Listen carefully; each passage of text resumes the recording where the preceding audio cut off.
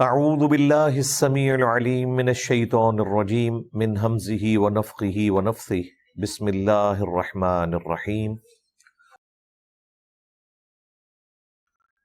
اب وہ مشہور زمانہ دعا آ رہی ہے جو نبی صلی اللہ علیہ وآلہ وسلم کو اللہ تعالیٰ نے تعلیم فرمائی تھی ہجرت مکہ کرتے ہوئے۔ ظاہر ہے حضور کے لیے ایک بڑی تکلیف دہ چیز تھی۔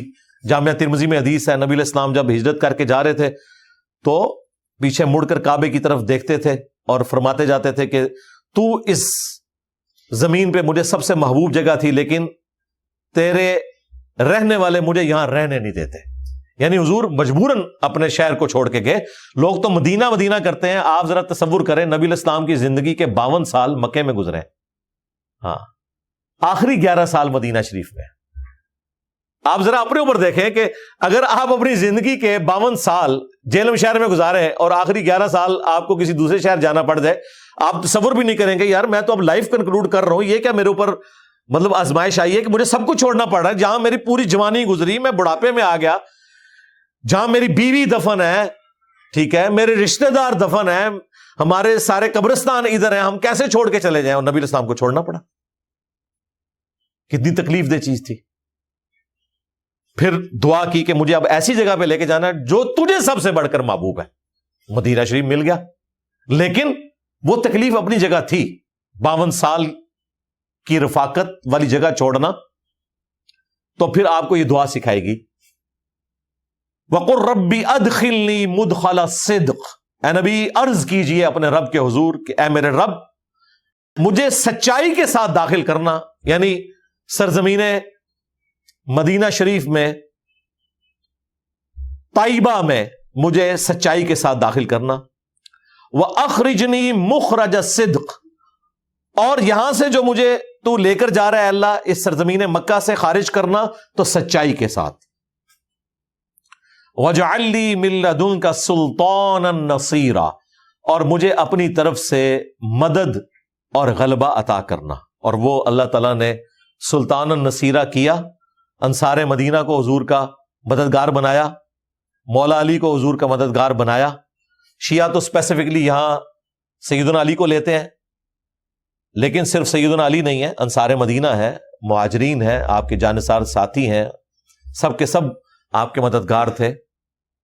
مشکل کشا نہیں تھے، مددگار تھے دین کی مدد کے لیے، ہاں، ورنہ حضور کا مشکل کشا ہو گئے پھر وہ، ٹھیک ہے۔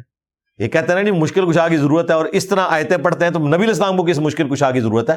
یہ صحابہ کرام آپ کے ظاہری اسباب میں، خیبر کے موقع پر سیدنا علی نے نبی علیہ السلام کے ساتھ جانثاری کی، سیدنا حمزہ نے بدر اور احد کے اندر کی، اس طرح مختلف اوقات کے اندر مختلف اصحاب نے، پھر حضور کی وفات کے بعد بھی یہ سلسلہ جاری رہا۔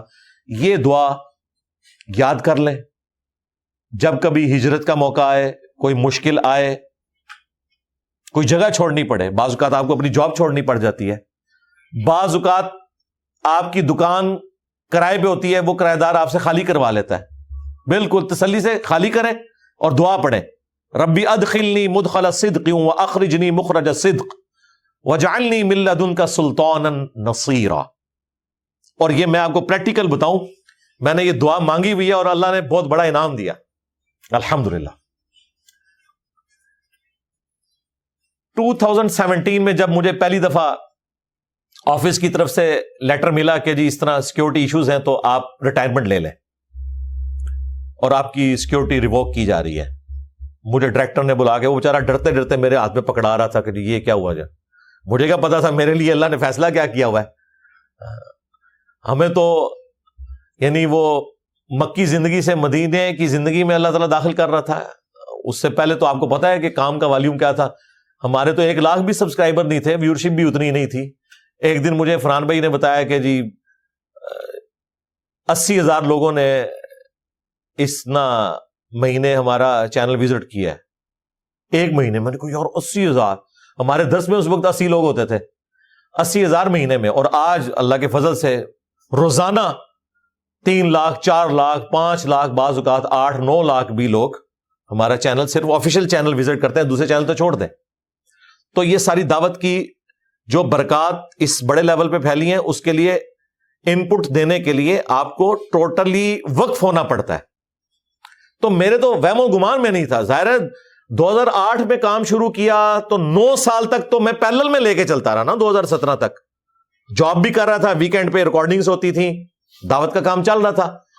لیکن اب ہم دیکھتے ہیں وہ کام بہت تھوڑا تھا, اتنا بڑا کام ہونے والا تھا. لائیو سیشنز کا سلسلہ تھا, پوڈ کاسٹ ریکارڈ ہونی تھی, قرآن کلاسز بڑے لیول کے اوپر ریکارڈ ہونی تھی, پھر ایچ ڈی ریکارڈنگ شروع ہونی تھی, 2016 میں شروع ہوئی. تو جب مجھے انہوں نے وہ فیکس پکڑائی نا, تو میں نے نا یہ اس کو پڑھتے ہی میں نے وہی پہلے دعا پڑھی, انا للہ و انا الیہ راجعون اللہم جرنی فی مصیبتی و اخلف لی خیرا منہا, جو مسلم شریف میں حدیث ہے کہ اللہ تعالیٰ بہترین نعم البدل عطا فرمائے گا.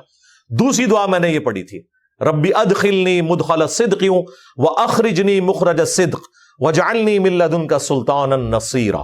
ٹھیک ہے, تو وہ دیکھیں اللہ تعالیٰ نے مجھے اسلام آباد سے واپس جیل شہر پہنچا دیا, اور پھر دعوت کا کام شروع ہوا, اور سلطان النصیرہ بھی ہو گیا. اللہ تعالیٰ نے جانثار لوگ بھی کر دیے, انصار اللہ بھی اٹیچ کر دیے, یہ دعوت کا سلسلہ چل نکلا. تو یہ دعا ہر موقع پر یاد رکھیں, یہ بڑی کمال کی دعا ہے, اور یہ اس تکلیف میں دعا ہے جب نبی علیہ السلام کو 52 سال جس شہر میں گزارے تھے, اس شہر کے لوگوں کی وجہ سے, اور لوگ وہ جو آپ پہ جان چھڑکتے تھے آج ان کی وجہ سے آپ نکل رہے ہیں.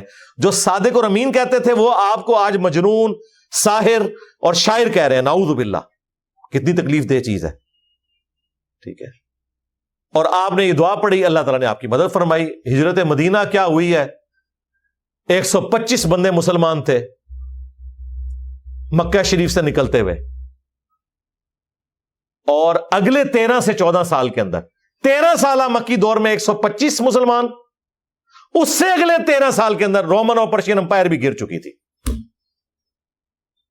یہ کوئی شخص سوچ سکتا تھا کہ کدھر 13 سال میں 125 اور اگلے 13 سال کے اندر دونوں سپر پاورز قدموں میں, لاکھوں لوگ مسلمان. اور آج تو آپ چھوڑ دیں جو والیوم ہے اس وقت, دنیا میں ہر چوتھا بندہ مسلمان ہے. ہاں الحمدللہ. لہذا آج کوئی بہانہ کر نہیں سکتا کہ مجھے اسلام کا ایز اے ریلیجن تعارف نہیں ہے. یہ تعارف اس صورت میں نہیں ہو سکتا تھا کہ دنیا میں شاید کوئی 4-5 ہزار مسلمان ہوتے, جب دنیا کا ہر چوتھا بندہ مسلمان ہے. تو اس وقت تو پریکٹیکلی سب سے بڑا ریلیجن بن چکا ہے اسلام, اور گریجولی اللہ تعالیٰ نے یہ برکت عطا فرمائی. سلطان النصیرہ ہوا, ہجرت مکہ ہوئی, 2 ہجری میں غزوہ بدر ہوا, 3 میں غزوہ احد,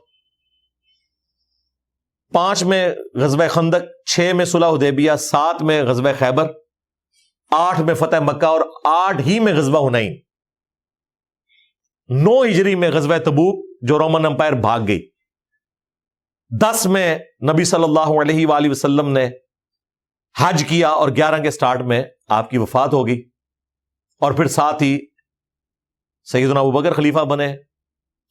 عرب کے انٹرنل فتنوں پہ قابو پایا انہوں نے, جو جھوٹے پیغمبری کا دعویٰ کرنے والے تھے ان کے خلاف قتال کیا. الٹیمیٹلی 13 ہجری کے اندر سیدنا ابوبکر نے پرشینز کی طرف اپنے قافلے روانہ کیے, اور فتوحات کا سلسلہ شروع ہوا. اور پیرلل میں رومن امپائر سے بھی سلسلہ شروع کر دیا, لیکن اس دوران آپ کی ڈیتھ ہوگی. تو آپ دیکھیں یہ جنگ قادسیہ اور جرموک دونوں 13 ہجری میں ہوئی ہیں, ایک ہی سال میں دونوں فارغ ہو گئے. تو یہ 13 سال ہی بنتے ہیں, ہجرت سے 13 سال. ایک اگست کے مہینے میں جنگ ہوئی, اور دوسری جا کے دسمبر کے مہینے میں, دونوں سپر پاور فارغ ہو گئی. یہ اتنی غیر معمولی فتح, اور پھر آگے سلسلہ چلا. اور صرف یہ زمینی فتح نہیں تھی, دلوں کو فتح کیا. آج گلی گلی انقلاب آپ کو نظر آ رہا ہے. دنیا کا کوئی کونا نہیں جہاں پہ ایک اللہ کے ماننے والے نہ ہوں, اس کے سامنے 5 وقت سر جھکانے والے نہ ہوں. یہ اللہ تعالیٰ نے ایک ایسا معاملہ فرمایا جو غیر معمولی ہے. یہ انقلاب مسلسل جاری ہے. مسند احمد میں حدیث ہے, قیامت اس وقت تک قائم نہیں ہوگی جب تک کہ دنیا کے ہر گھر میں میری دعوت نہ پہنچ جائے, لوگ چاہتے ہوئے یا نہ چاہتے ہوئے اسے قبول نہ کر لیں. یہ بات تو کوئی سوچ بھی نہیں سکتا تھا. آج سوشل میڈیا کی برکت سے دنیا کے ہر گھر میں دعوت داخل ہو رہی ہے. ہماری جو یہ جین زی ہے اس وقت, ینگ پبلک, یہ زیادہ ریلیجس ہے ہمارے آباء و اجداد سے بھی. دین کا علم بھی ان کا ان سے زیادہ ہے. ہونا تو چاہیے تھا کہ قرب قیامت میں اور پرفتن معاملہ ہوتا, یہ ہونا تھا، لیکن نشت ثانیہ کے لیے بریک لگی، اور میں سمجھتا ہوں بریک جو لگی ہے نا وہ ورلڈ وار 2 ہے.